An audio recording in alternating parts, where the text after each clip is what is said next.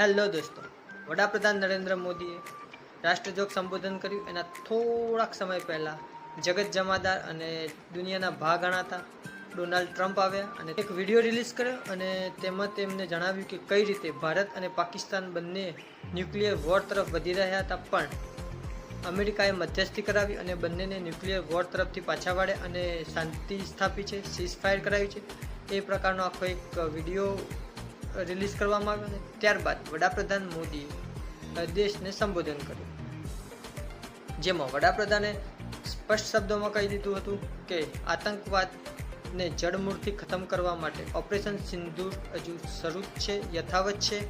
હાલ ભારતીય સેનાએ સીઝફાયરને મોકૂફ રાખ્યું છે, પણ જો પાકિસ્તાન પોતાની હરકતોથી બાજ નહીં આવે તો ભારત તેનો જડબાતોડ જવાબ આપશે.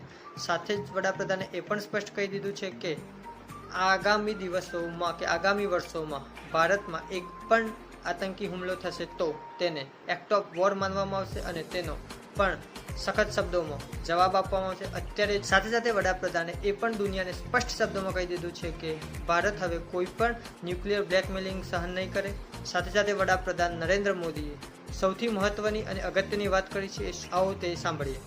टेरर और ट्रेड एक साथ नहीं चल सकते और पानी और खून भी एक साथ नहीं बह सकता.